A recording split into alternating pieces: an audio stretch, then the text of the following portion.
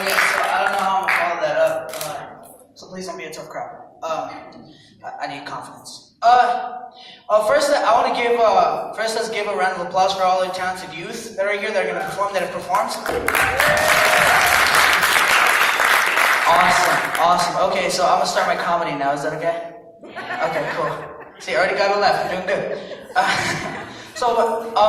Whenever I decided to do comedy, I decided to talk about something, that's important. And I decided to talk about identity.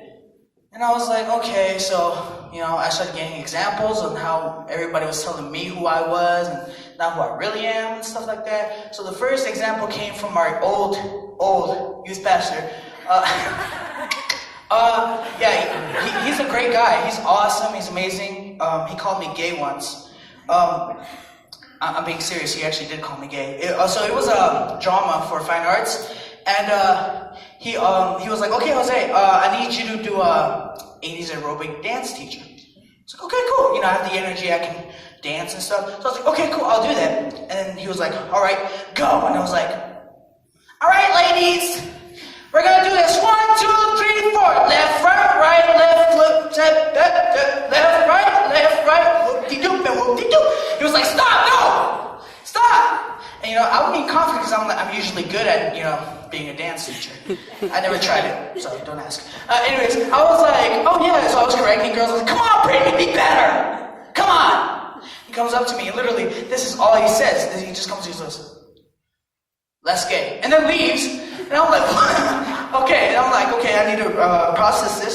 I'm like, okay, so he wants my voice to be more masculine. I'm like, I got it. So I was like, "All right, ladies, let's do this. 1, 2, 3, left, right, left, jazz hands, left, right, left, whoop-de-doo, whoop-de-doo." He was like, "Stop, no!" And I was like, at this time I thought I had it. So I was like, yes, stop, follow the legs. I was correcting girls again because, that's how I am. Sorry. I forgot my whole routine just because of that. Hold on.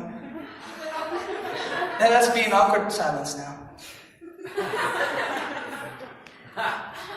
Okay, I'm back. Yeah, okay, hello.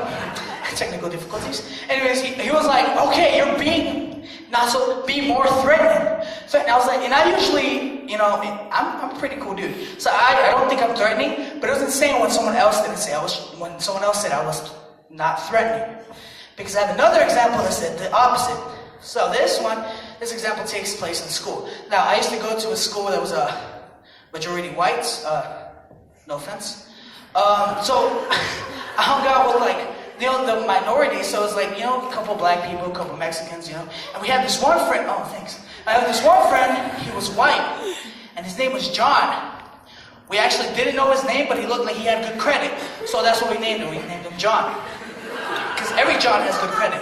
Ask any John, he'll say he has good credit. 600 above. Anyways, so I was like, cool, all right. So we were chilling, it was lunch and stuff. And this John's mother, she comes up, man. She's like, and I'm like, oh my gosh, she's like, "Hey, are you Jose?" And I was like, "Oh, what gave it away? Huh? Was it my natural libre physique or my natural libre stretchy butts?"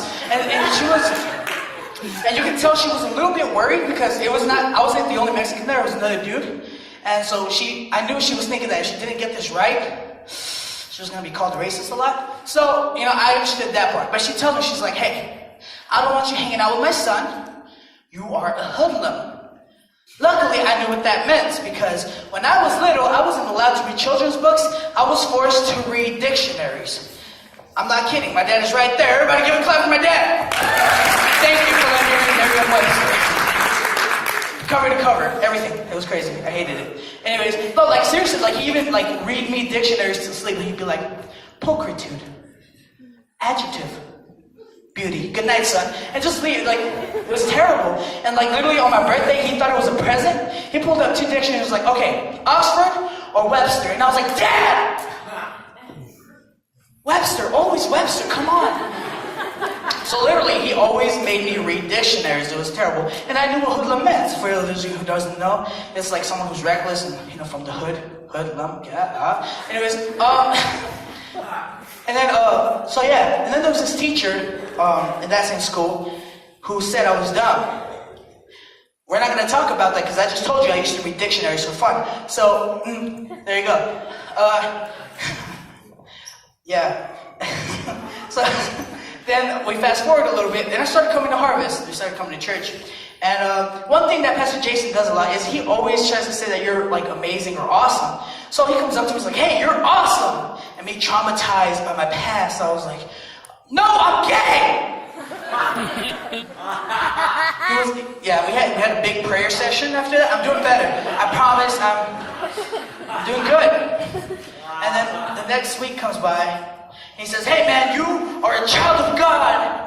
And I started tearing up because I was never told that I was a child of God. I was always told I was a hoodlum, no good, and like someone who didn't deserve the best thing from the Lord. And that really made me tear up. And basically what I want to share with you guys now is that it doesn't matter what people say you are. It matters what God looks at you for. He looks at you as, you're his child, and you deserve everything great, and you just need to follow him. And that's really where your identity should be based on, not from social media or from the influences that you have from other people. So yeah, I ended it kind of somber. I'm sorry, but whatever.